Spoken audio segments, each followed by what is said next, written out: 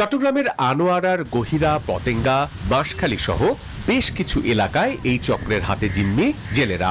1 kilometre দূরত্বের সাগরে মাছ আহরণ করতে দিতে হয় 2.5 লাখ থেকে 3 লাখ টাকা পর্যন্ত। টাকা নিয়ে স্ট্যাম্পে দলিল করা হয়। আবার মাছ ধরতে কেউ কেউ ভাড়াও নেয় সাগর।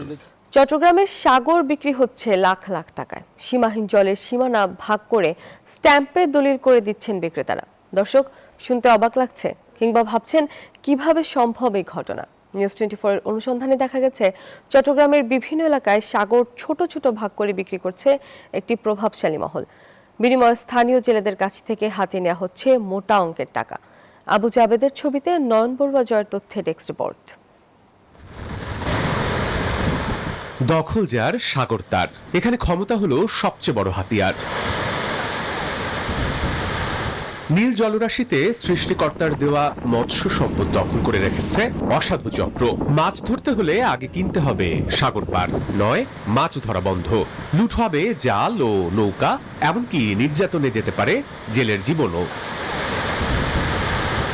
চট্টগ্রামের আনোয়ারার গহিরা, পতেঙ্গা, বাঁশখালী সহ বেশ কিছু এলাকায় এই চক্রের হাতে জিম্মি জেলেরা। 1 কিলোমিটার দূরত্বের সাগরে মাছ আহরণ করতে দিতে হয় 2.5 লাখ থেকে 3 লাখ টাকা পর্যন্ত। টাকা নিয়ে স্ট্যাম্পে দলিল করা হয়। আবার মাছ ধরতে কেউ কেউ ভাড়াও নেয় সাগর। বদ্দার বলি আমরা আর কি, যাদের বোট আছে এবং যাদের পারগুলা এই দখল আছে, এগুলা আছে মেয়ে লইছি 2,70,000 টাকা দিই। 2-3 বছর থেকে বসে বসে এরপরে মানে আর পাই নাই। ভুক্তভোগী জেলেদের দাবি, আনোয়ারার গহিরা এলাকার জয়নাল, আবুল কাশেম সহ আরো বেশ কয়েকজনের দখলে গহিরা এলাকার বঙ্গোপসাগরের বেশিরভাগ অংশ।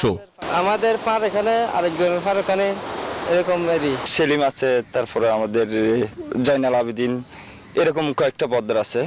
মানে সবচেয়ে বড় পদ্মার ওরা।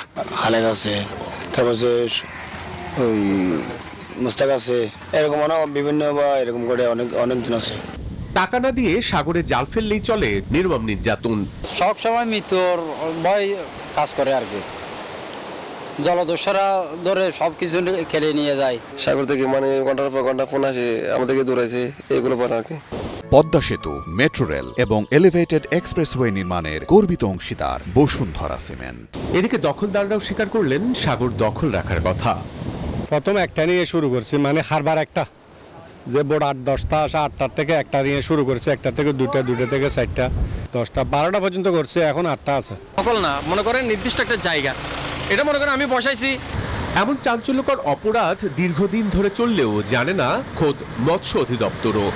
সমুদ্র বিক্রি করা বা লিজ দেয়া বা ভাড়া দেওয়ার কোনো সুযোগ নাই। যদি এটা হয়ে থাকে তাহলে যে সমুদ্রে আইন প্রয়োগের জন্য বাংলাদেশ কোস্টগার্ড এবং বাংলাদেশ নেভি তারা কাজ করে থাকে, তাহলে আমার মনে হয় যে আমরা তাদের নজরে নিয়ে আসতে পারি। সাগরের পার বিক্রি ও চাঁদাবাজি বন্ধে প্রশাসনকে আরো কঠোর হওয়ার পরামর্শ নাগরিক সমাজের প্রতিনিধিদের। নাগরিক হিসাবে লজ্জা পাচ্ছি, আমরা এমন একটা দেশে আছি যেখানে সমুদ্র পর্যন্ত চাঁদাবাজরা দখল করে আছে। তাদের পেছনে কে? এটা তো নাগরিকরা প্রশ্ন করবে স্বাভাবিকভাবেই, উত্তরটা দেবে কে? শুধু সাগরের ভূমিদস্যু নয়, জলদস্যুদের অত্যাচারেও উভয় সংকটে চট্টগ্রামের জেলেরা। Desk report, news 24।